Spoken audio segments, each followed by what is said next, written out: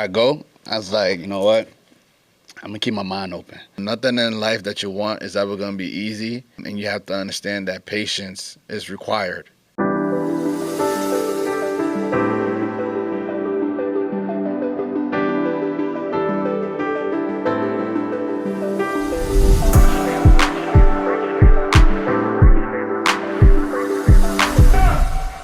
Hey, what's going on, everybody? Paul Tully with the FYI Podcast. I'm sitting here. I'm with an incredibly talented rap artist, poet, all-around hustler, motivated person, Joe the Poet. Thank you for having me, man. Thank you for having me. Too kind. Joe, thanks for coming on, man. I've been a fan of your work for a while now. I've put some of your tracks in two different, is it two or three different films now? Two films. So yeah, big fan of what you do, man. Let's talk a little bit about it. You're from the Bronx? Yeah, I'm born and raised in the Bronx in New York. Okay. My family's from Guatemala. You know, just taking what I've learned in New York City and applying it to every state that I go to. Yeah, I love that, man. I know you're doing all kinds of stuff right now. You were just in Scotland. You're doing you're performing abroad now. It's not just L.A., New York. I mean, you're now international. You were in not Bahrain, Dubai. Yeah, right? I was in Dubai last year. I was in Rotterdam earlier this spring. I hit London last year, this time. So yeah, I'm trying to expand, bro. Just continue expanding. How's that feel, man? Just to get people rocking and get their reactions. You know, when I first started doing music, it was a therapeutical thing for me. I didn't really do music to release for the public.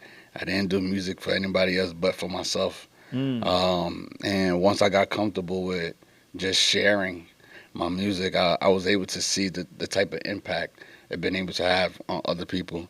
And then it allowed more opportunities and more doors to open up for me because I was willing and able to share the music and they was able to connect to it. Yeah. So to answer your question, have I ever envisioned myself being at this point right now? I mean, I reflect often because I like to make sure that I celebrate my small victories. And it's just like, you can really do anything you want to do as long as you put your mind into it and you stay consistent. Yeah. And you don't allow the outside noise to deteriorate when you're not seeing progress. Yeah.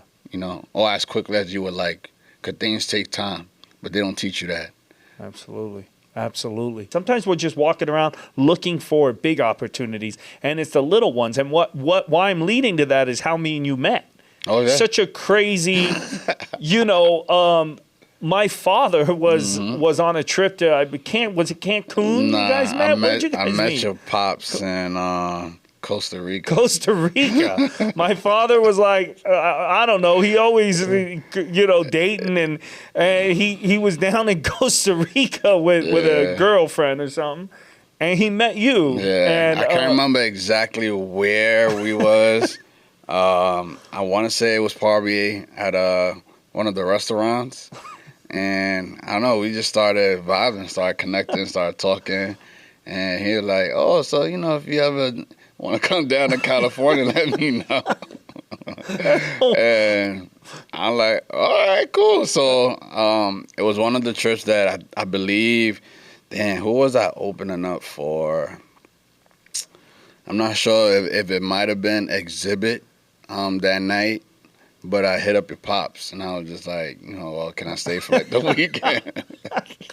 Yeah, I remember he told me, he was like, hey, man, my boy Joe. I was like, your boy Joe. He was like, yeah, man, we met down in Costa Rica. Him and his girl are going to come stay at the house. He's opening up for some rapper, Exhibit or something. I was like, what? And I remember I came over because I was like, I got to meet this dude when he gets here. Like, let me see who's staying at my father's house. And man, I remember you and your girl showed up and you were mad cool. You were like really cool. And I was like, okay, it's so random. And then we ended up, me being a filmmaker and actor, I remember that's how our relationship started. And then it was like, I think I made my first short film or something. I was like, oh, I got, doing this short if you want to throw some music on it. And it was great. It's still one of my favorite tracks. So, yeah, man. And then it's been an ongoing relationship and friendship since. But my point to that is like, who would have knew, like you in Costa Rica, which, on a vacation, and then my father, a 68-year-old, New York dude, and you guys to hit it off, and just like it led into these other cool opportunities. And all these years later, we're doing a podcast. You're touring the world rapping. I sold my first movie, and it's cool though, and it had nothing to do with us meeting. It was like you and him. So I feel like opportunities are everywhere.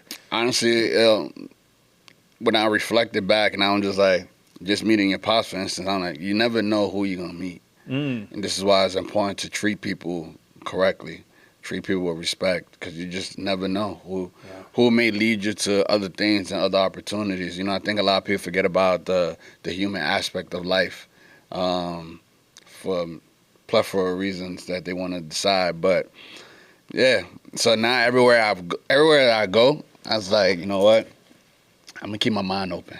Yeah. Because the moment you're closed off, you kind of like stop your own blessings per se. So now that I'm able to travel around the world and meet different people, for whatever reason, my aura just connects with them, and then more things start to flourish.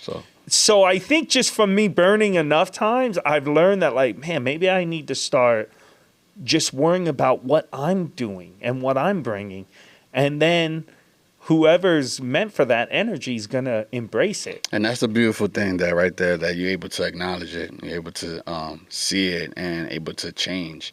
A lot of people don't like changing. Yeah. A lot of people's like, just going to stay the way I'm going to be, and whatever comes is going to come. Right. But because you've been able to change, God has now opened up more doors for you along the way. Because he sees it. He sees that you have put in the work, the self-work to change. A lot of people don't even want to do that, so they deal with that traumatic experience, and they hold on to it for too long.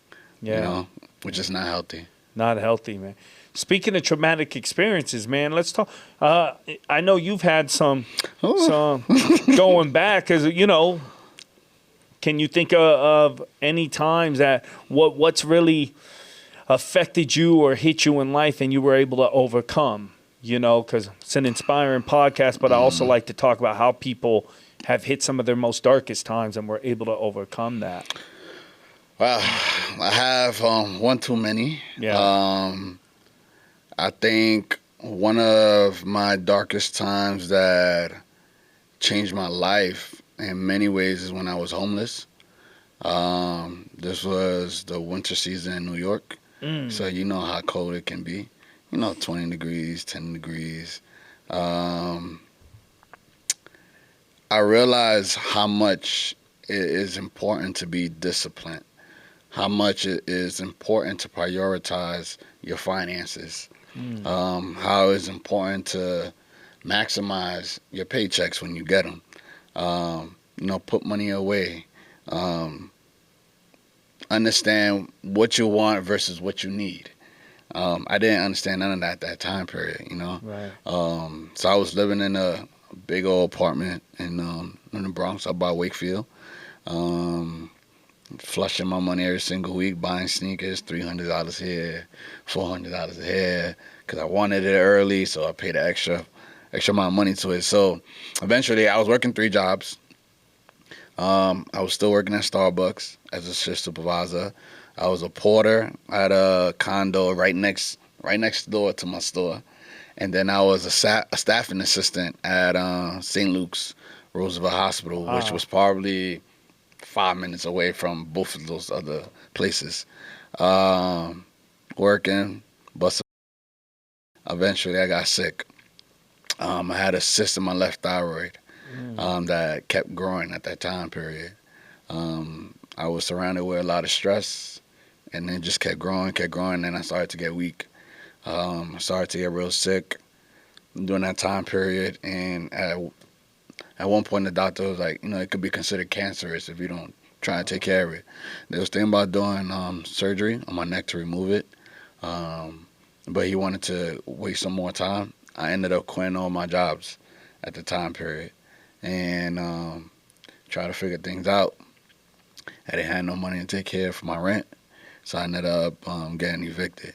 Right, so I'm just like, all right, I'm about to get evicted. Let me just take whatever I thought was my most valuable possessions, which was my computer, house, and my musical equipment. So I was living in my car. While I was living in my car, and I think this is the reason why I still suffer from PTSDs, because, you know, when people walking in the street, you kind of like hesitant to see what's going on. There's times where I would wake up out of my sleep, but I would jump. It took me a while to understand now where I've gotten it from. Like, oh, this is when I was still in my car. Yeah. You know what I mean? So, winter season, I probably was in my car for about 3 to 4 months, consistently. I was still going out to go perform, even though I was down to my last dollars. One of my biggest shows was at SOB's. I remember getting a standing ovation, and I started crying, but people was looking at me as if I was crying because of tears of joy. I was really crying because I knew where I was going at the end of the night. That's wild, man. So your biggest show, you get a standing ovation. No one has any idea. They're thinking, man, this kid's like peaking. He's killing it. You got to go sleep in your car in the winter right after that show. Yeah. I was taking showers at Planet Fitness, hand washing my clothes in the shower, knowing that I had like 24 hours to get my clothes. So I would go to work, report to work, get my food, go back to the gym, go get my clothes, go back to the car. And yeah, because I'm just like, well, I still got to make some money some way, somehow, right? So even though I had quit when the initial report was about my cyst, I ended up going back to Starbucks. Shout out to Tracy for picking me up. And yeah, it was definitely a time period of my life when I'm just So you stay working, you're working this whole time, living in the car, also still pursuing the music. I wrote a whole album in my car. Probably about like 22, 24 songs. Wow. That I've never released. Now, this sounds like a funny question, but I think for anybody who's kind of been in that environment and how many times did you think about like giving up or being like either ending the whole thing or committing crimes? Because it's easy to go that way too, especially growing up in New York, in the Bronx. It's you know, I know a lot of people might watching or why would anyone think of committing crimes? And it's like because in certain environments that we come from, that's a very reasonable option to make an income is to commit crimes. You know, what made you choose? How did you know not to fall into that? Because a lot of young men do fall into that and be like, psh. By the time I was already homeless, I already had surpassed that lifestyle. Okay. You know what I mean? Not to say I surpassed the lifestyle on being in the streets and doing things for money. Yeah. So I wasn't going to go back to that. You knew that wasn't an option, but because you already knew, okay, gotcha. Yeah. Gotcha.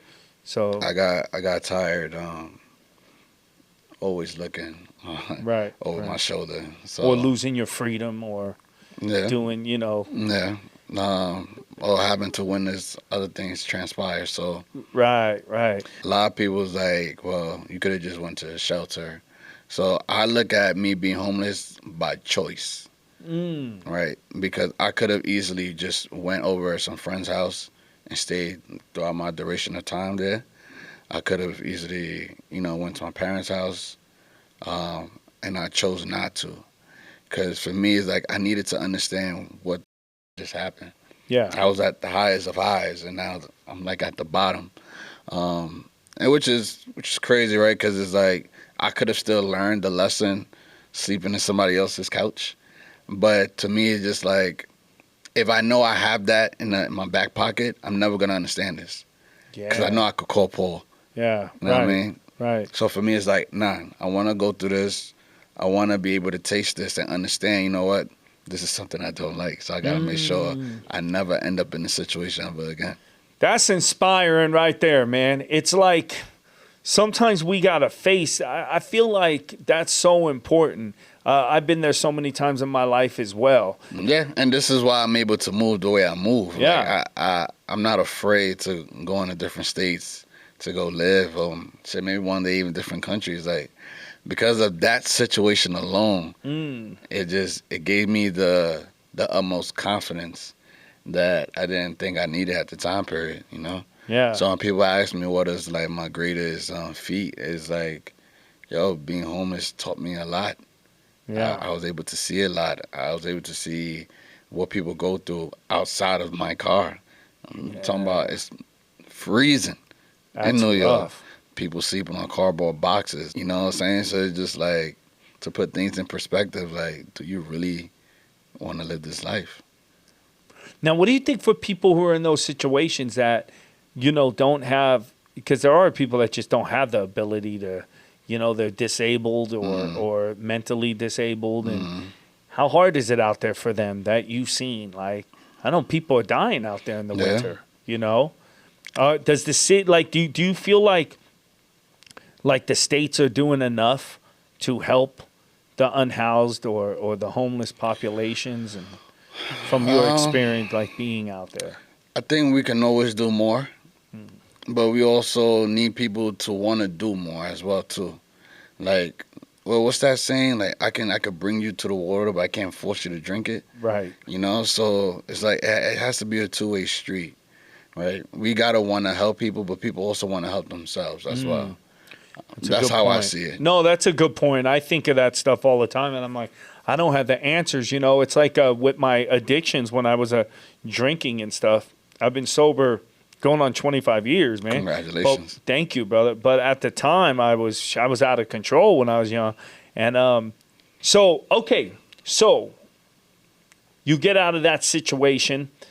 I realized as you continue to grow into your entrepreneurship world, you're gonna want to dibble and dabble into different things and expand, right? Yeah. For instance, you being a film director, but now you have your own podcast. You see what I'm saying? Yeah. So me being a musical artist, but now I have my own merch now. So now I have my own sneaker line.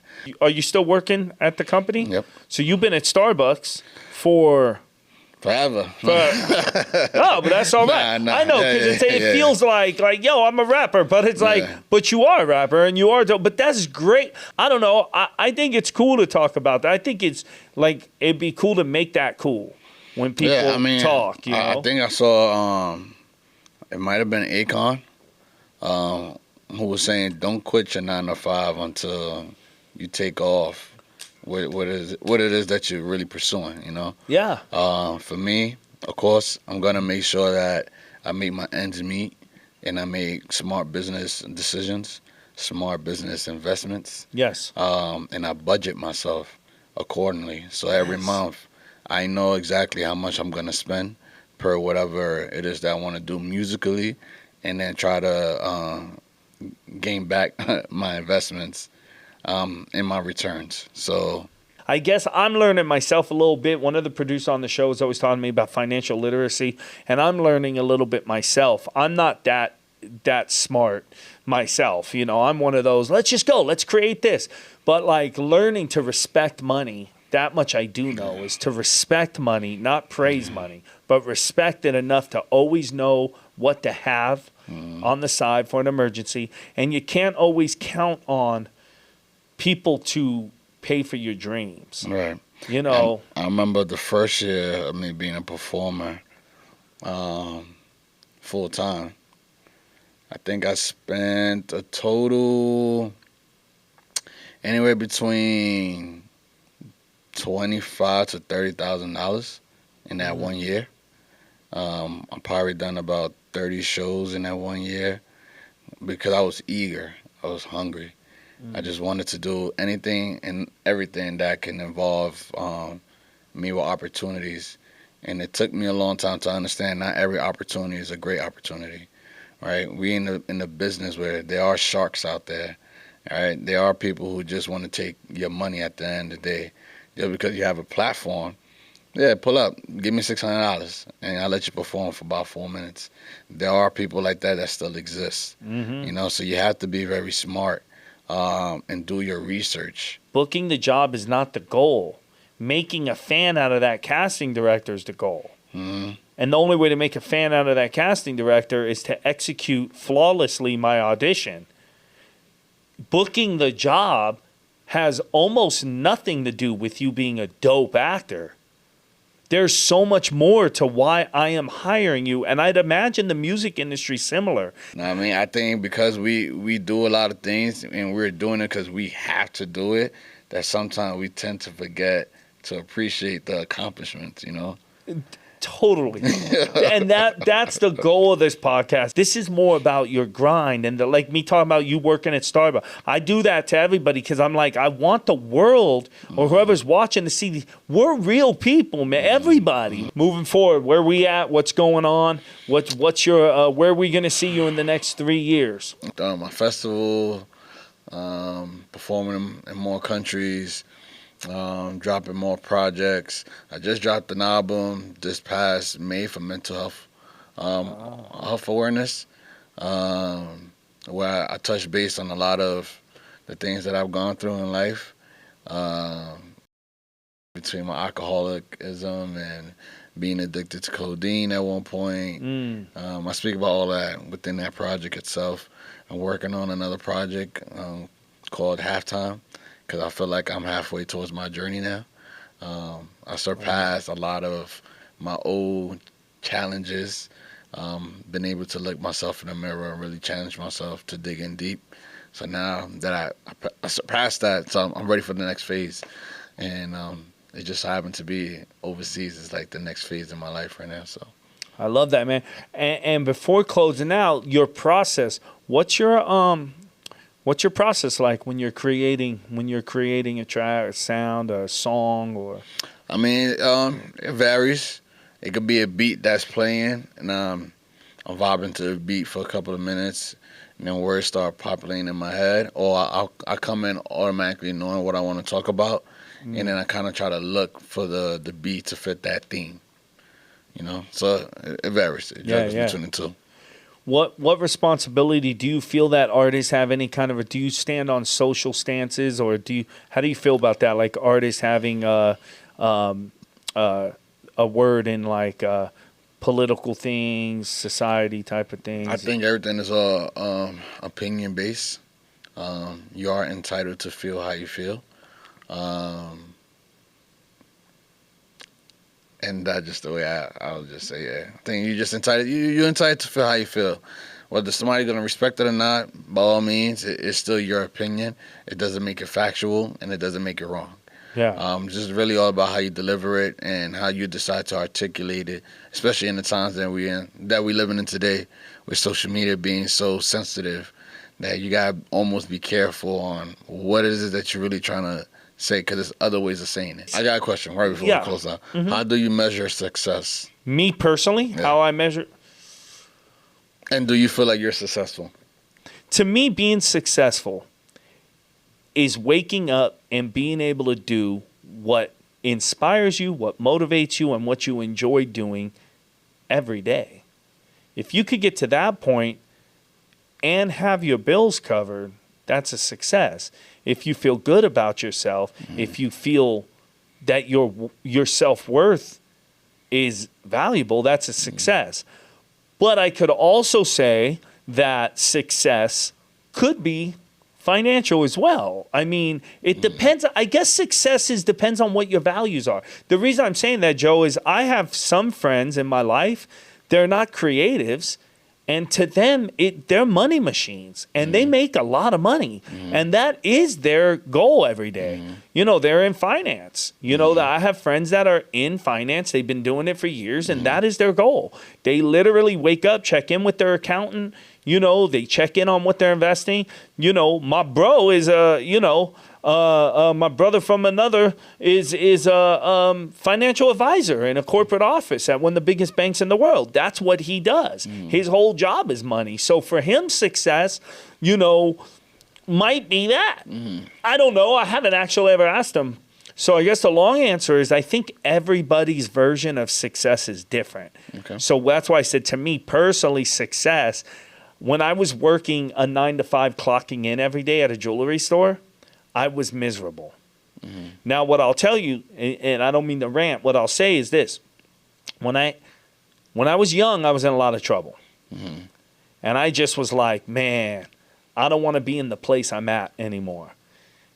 Success meant if I could have just not been in that place and actually not been destroying my life. That was success. And then I got that success when I got sober. My life was beautiful and I had a relationship. My family was proud. Then I joined the military. Success in the military, because 9/11 happened right after I joined, was like, oh, let's stay alive. Let's do our job. Let's do our deployments and get back. So I found success there. Money was never part of any of these equations.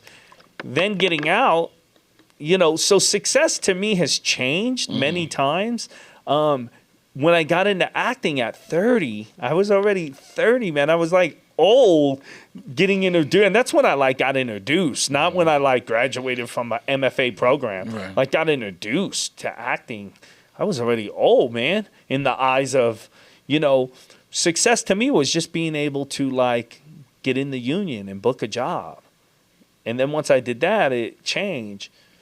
I think I'm at a place now where success is not, for me personally, is not being stuck at a job that I don't love. Okay. That's important. That's important to me. So not being stuck at a job that I don't love. Success is also being able to work on creative projects that inspire me. Okay. Success is that when I walk into someone's life, or if I'm in your life, that I'm a symbol of light, not darkness, not like, this guy, you know what I mean? Yeah. That's important to me because I have been that guy in ex-relationships, ex-romantic relationships. I haven't always been the greatest. So to me, to know that when I walk into a room with someone, they're happy to see me and I'm bringing some kind of joy to their life, that's success. I think my idea of success has changed. Money is not my idea of success no more. Although I would like to be financially comfortable. I'm not acting like, oh yeah, man, as long as I have a, breath in my lungs. But at the end of the day, it is that. Being healthy, I'd like to get into shape. I do enjoy being in shape. I've been struggling.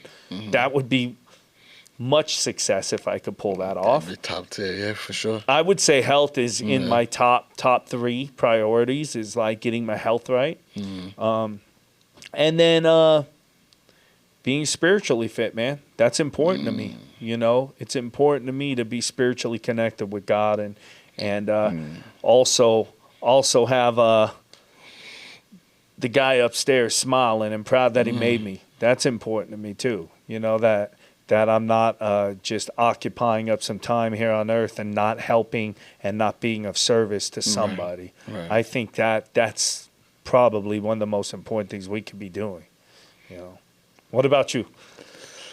For me, being able to wake up, being able to utilize my senses, being able to know that God just gave me an opportunity automatically makes me successful. Being able to get out of the hood, being able to support my family when I can, makes me successful. Being able to walk into different rooms, because not everybody is able to be themselves in different rooms. Certain rooms are meant for certain people, but I am able to be in all of these rooms by the grace of God. Makes me successful. So just like you, money, yes, we will all want it, but there's other things and there's other more important things in life that if people really was to dig in deep, would know deep down inside they're successful. And those are mine right there. So I think about that every single time, look where I'm at. I love that, man. You know what I mean? Attitude of gratitude, man. Yeah. Well, listen, Joe, man, give a word of advice. Someone that's been through some of the struggles you've been through or are currently going through them. That might be like, man, I want a piece of what this dude got, man. What advice would you have for them? Stay true to yourself. Stay disciplined. Read a lot of books. There's a lot of positive books that will help out your mental. I know we're living in times where there's a lot of people who like to distract you, who like to hold you back, who like to not be the voice of positivity, which would then deteriorate you from pursuing whatever it is that you're trying to pursue. You have to be strong with blocking the noise, and put God first. Believe that everything that you want is going to happen because you're manifesting it. Manifestation is real, and I can't lie. Ever since I put, and I said it in the song too, that's crazy, right? Ever since I put all my eggs in God's basket, I've really been flourishing. I really be flourishing. So don't quit. Don't quit. Nothing in life that you want is ever going to be easy. And you have to understand that patience is required in order to get where it is that you're trying to go. I love it, man. Joe, thank you for coming in, bro. Thank you. It's an honor. I'm going to close us out here. What's going on, everybody? I hope you enjoyed this episode of FYI. Let me give you a couple of the things I took out of here, some keys. Joe grew up in New York, in the Bronx. I mean, that says enough right there, man. You know that this guy's built for it. You know, they say it's a city that never sleeps, and believe me, that's true. Joe talked about some struggles he had, living in a car, man. But the whole time, even when he was homeless, he had a job. He worked. You have to have a sustainable income to be able to keep being the best version of yourself possible. I can't reiterate that enough. When you hit bottom and you come from being at bottom, you could look any man in his eyes. You could walk through any room with pride. You could walk through a room. I think Jay-Z said at one time, I could move through a room full of vultures, and it's like, when you know your value, when you know what you can do, when you're confident, you could talk to anybody because you respect yourself. And that takes work. That takes us hitting bottom sometimes and picking ourselves up. Because if no one does it for us and we do it for ourselves, we know we could accomplish anything. I'm working on it myself.